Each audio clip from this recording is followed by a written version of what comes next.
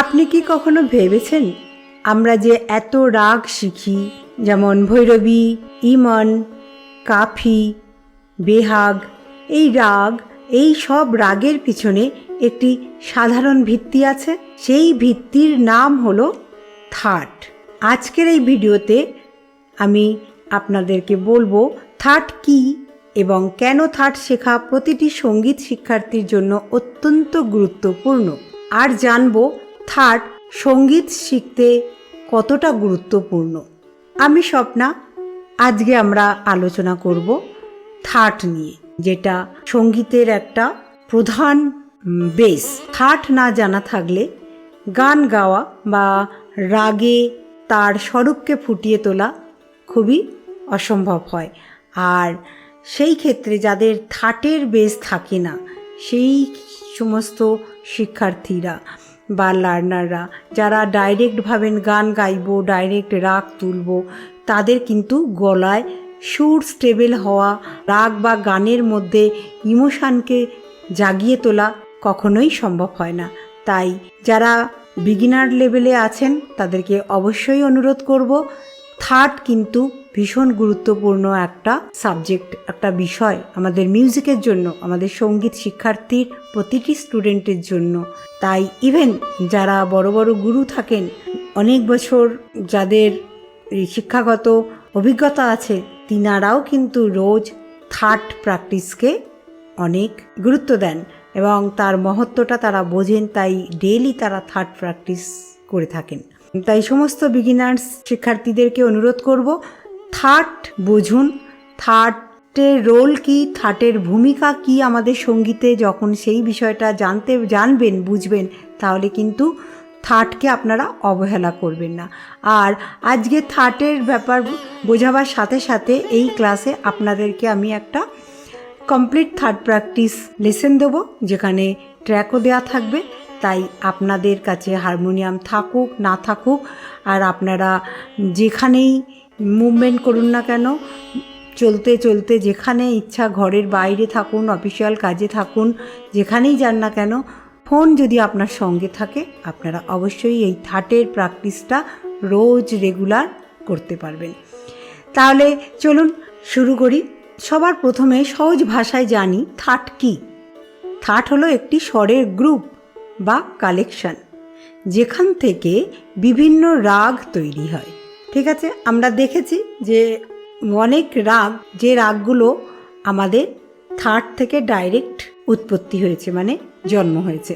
থাটের সত্তা কি? একটি থাটে 7টি স্বর হতেই হবে, যেমন সা রে গা মা পা ধা নি। এই স্বরগুলো শুদ্ধ কিংবা বিকৃত রূপের কম্বিনেশন দিয়ে বিভিন্ন থাট তৈরি হয়। তাই এই স্বরগুলো শুদ্ধ কিংবা বিকৃত রূপের কম্বিনেশন হতেই পারে। যেমন আমরা জানি যে আমাদের হিন্দুস্তানি সঙ্গীতে 10টা থাট থাকে। তাহলে এই 10টি থাট, সেই 10টি থাটের নাম প্রথমে আমরা জানি: বিলাবল, কল্যাণ, খাম্বাজ, কাফি, ভৈরব, মারবা, পূর্বী, আশাবরী, ভৈরবী আর তোড়ি। এই 10টা থাট পণ্ডিত বিষ্ণু নারায়ণ ভাতখণ্ডেজি নির্ধারণ করেছিলেন। তাই এই 10টি থাট আমাদের সঙ্গীতে ভীষণ ভীষণ গুরুত্বপূর্ণ একটা পার্ট। কারণ যত সংখ্যার রাগ হোক না কেন, এই প্রত্যেকটি রাগ কিন্তু এই 10টি থাট থেকেই উৎপন্ন হয়েছে। তাই আমাদের হিন্দুস্তানি মিউজিকে কিন্তু 10টা থাটের বেশি কোনো থাট নেই, কিন্তু প্রচুর রাগের উৎপত্তি হয়েছে। রাগের সংখ্যা কিন্তু অনেক। এই রাগগুলোর উৎস, মানে এই রাগগুলোর যদি শিকড় কোথায়, এই শিকড় কিন্তু এই 10টাই থাট। এই 10টা থাট থেকে কিন্তু প্রচুর পরিমাণে রাগের উৎপত্তি হয়েছে। তাহলে বুঝতে পারছেন যে এই থাট রিয়াজ, আর এই থাটকে যদি আপনি বুঝতে পারেন, থাটকে গলায় বসাতে পারেন, তাহলে সঙ্গীতের কতখানি ডেপথে আপনি যেতে পারবেন। নেক্সট পয়েন্ট, কেন থাট শেখা গুরুত্বপূর্ণ? কারণ রাগ শেখা সহজ হয়। যখন আপনি থাট জানবেন, তখন আপনি বুঝতে পারবেন এই রাগ কোন ফ্যামিলির অন্তর্গত। যেমন রাগ ইমন, ইমন থাট থেকে এসেছে। রাগ ভৈরবী, ভৈরবী থাট থেকে এসেছে। এতে করে রাগ শেখা এবং মনে রাখা অনেক সহজ হয়। তাই যদি আপনার থাট জানেন না আর আপনি রাগ শুরু করে দিয়েছেন, সেই ক্ষেত্রে কিন্তু সেই রাগগুলো বুঝতে জানতে একটু সময় লাগে। আর যদি থাট রিয়াজ আপনি করে থাকেন তাহলে যে কোনো রাগই হোক না কেন সেই রাগ কোথাও না কোথাও এই থাটের সাথে জোড়া থাকবে। তাই সেই রাগের থাট দেখলেই আপনি বুঝতে পারবেন, বা সেই রাগের আরোহ অবরোহ গাইলেই আপনি বুঝতে পারবেন এই রাগ কোন থাটের থেকে উৎপন্ন, কোন থাটের ছায়া আছে এই রাগের মধ্যে, কোন থাটের সুর এই রাগের মধ্যে বোঝা যাচ্ছে, শুনতে পাচ্ছেন, তাহলে ওই রাগ ওই থাটেরই অন্তর্গত। কারণ 2, স্বরের ব্যবহার পরিষ্কার হয়। থাট জানলে আপনি বুঝতে পারবেন কোন স্বর শুদ্ধ, কোনটি কোমল, কোনটি তীব্র। তাহলে যখনই আপনি কোনো রাগ গাইছেন সেই রাগ কোন থাট থেকে জন্ম নিয়েছে, তাহলে সেই থাটের কি কি বৈশিষ্ট্য ছিল, মানে সেই থাটের কি স্বরের কম্বিনেশান ছিল, তাহলে সেটা আপনার মাথায় যেই এসে যাবে আপনার ওই রাগটা গাইতে বা রাগে সুর ঢালতে আপনার অনেক অনেক সহজ হয়ে যাবে। এতে আপনার সিঙ্গিং হবে আরও অ্যাকিউরেট, আরও কনফিডেন্ট। কারণ 3, নতুন রাগ শেখার কনফিউশন কমে। অনেক সময় স্টুডেন্টস কনফিউজ হয়ে যায় কোন রাগে কোন স্বর ব্যবহার হবে। থাট জানলে এই কনফিউশন অনেক কম হয়, কারণ আপনি অলরেডি জানেন সেই থাটের স্বরগুলো। আর থাট সংখ্যা কেবল 10। এই 10টি থাটকে যদি আপনি রপ্ত করতে পারেন তাহলে আপনি শয় রাগকে কিন্তু সহজে স্টাডি করতে পারবেন, সহজে গাইতে পারবেন, সহজে মাথায় ঢোকাতে পারবেন।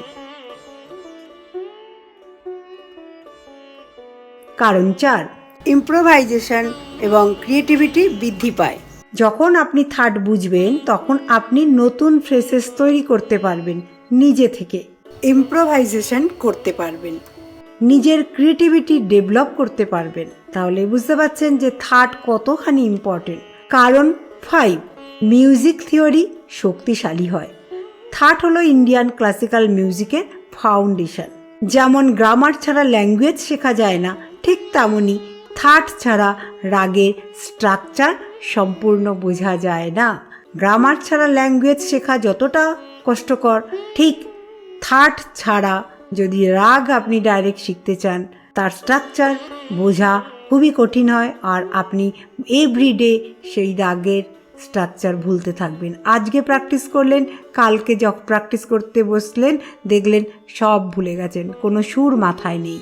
যদি ওই রাগটার থাট আপনার মাথায় থাকে তাহলে কিন্তু চট করে আপনি সেই রাগটাকে বা সেই রাগের সুরটা ধরে ফেলতে পারবেন, গলার মধ্যে বসিয়ে ফেলতে পারবেন। কতখানি ইন্টারেস্টিং, তাই না?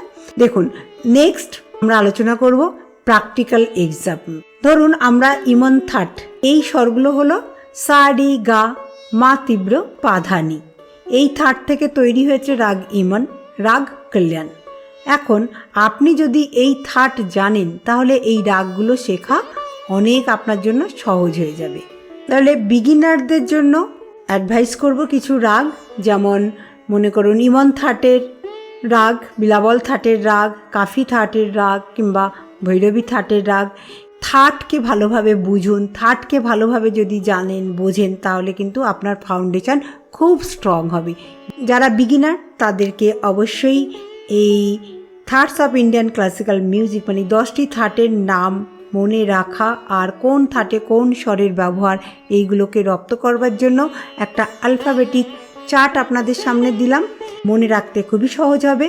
তাহলে এইভাবে যদি নামগুলো মনে রাখেন, আশাবরী, ভৈরব, ভৈরবী, বিলাবল, কাফি, কল্যাণ, খাম্বাজ, মারবা, পূর্বী, তৌরি, অ্যালফাবেটিক অর্ডারে আমাদের মনে রাখতে সহজ হয়। এবারে আপনাদের সাথে একটা ট্র্যাক শেয়ার করব, থাটকে কিভাবে রেওয়াজ করবেন, সেখানে কোন থাটের পরে কোন থাটকে ব্যবহার করলে গলার মধ্যে খুব তাড়াতাড়ি খুব সহজে আপনার সুরের পরিবর্তন হয়ে যায়, সেইভাবে থাটগুলোকে সাজিয়ে আপনাদের সামনে প্রস্তুত করা হচ্ছে। তাহলে চলুন দ্বিতীয় পর্বে। বিলাবল,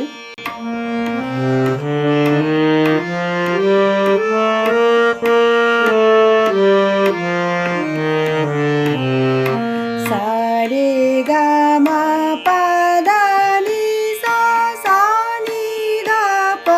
মা গা রে সা।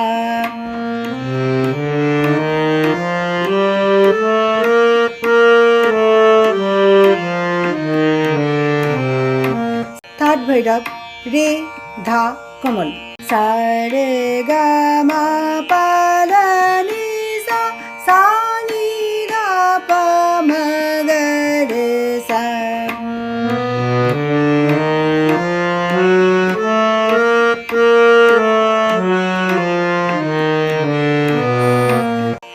থার্ড ভৈরবী রে গা ধা নি কোমল সা রে গা মা পা ধা নি সা সা নি ধা পা মা গা রে সা।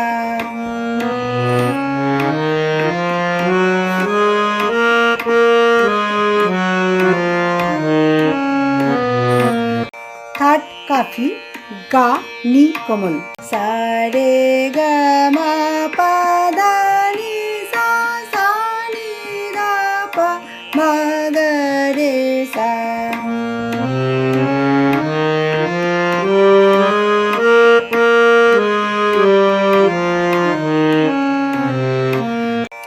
থার্ড আশাবাড়ি গা ধা নি কোমল সা রে গা মা পা ধা নি সা সা নি ধা পা মা গা রে সা।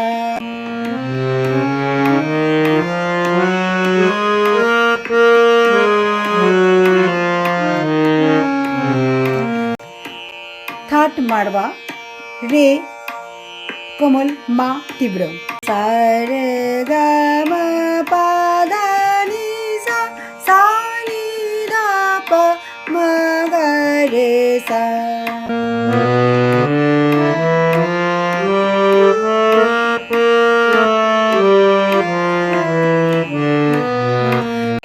থার্ড পূর্বী রে ধা কোমল মা তীব্র সা রে গা মা পা ধা নি সা সা নি ধা পা মা গা রে সা।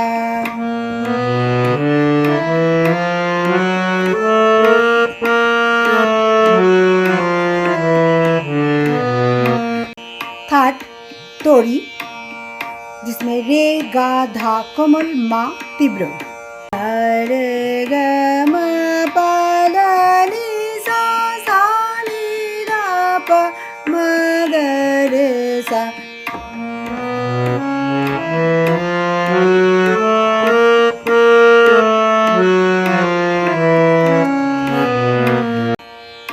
थर्ड खमाज जिसमें नी कोमल सा रे गा मा पा धा नी सा सा नी धा पा मा गा रे सा।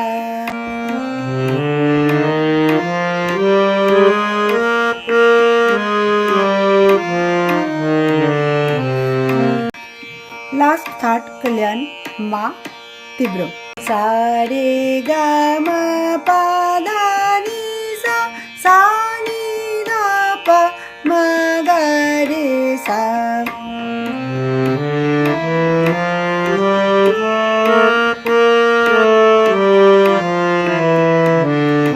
তাহলে কনক্লুশন সংক্ষেপে বলবো যে থাট হলো ইন্ডিয়ান ক্লাসিক্যালের মিউজিকের ব্যাকবোন। থাট জানলে রাগ শেখা সহজ হয়, স্বরের নলেজ ইমপ্রুভ হয়, সিঙ্গিং আরও অ্যাকুরেট হয়, কনফিডেন্স বৃদ্ধি পায়। তাহলে দেখুন থাটের কতগুলো গুণ আমরা দেখতে পেলাম। যদি এই ভিডিওটি আপনার কাজে লাগে, ভালো লাগে, তাহলে অবশ্যই ভিডিওটি লাইক করুন, শেয়ার করুন এবং চ্যানেল গানের স্বরলিপিকে সাবস্ক্রাইব করতে ভুলবেন না। আপনি চাইলে কমেন্টে লিখতে পারেন পরবর্তী ভিডিওতে কোন থাট নিয়ে বিস্তারিত জানতে চান। ভালো থাকুন, সুস্থ থাকুন, রোজ রিয়াজ করুন। আবার দেখা হবে পরের ভিডিওতে। ধন্যবাদ।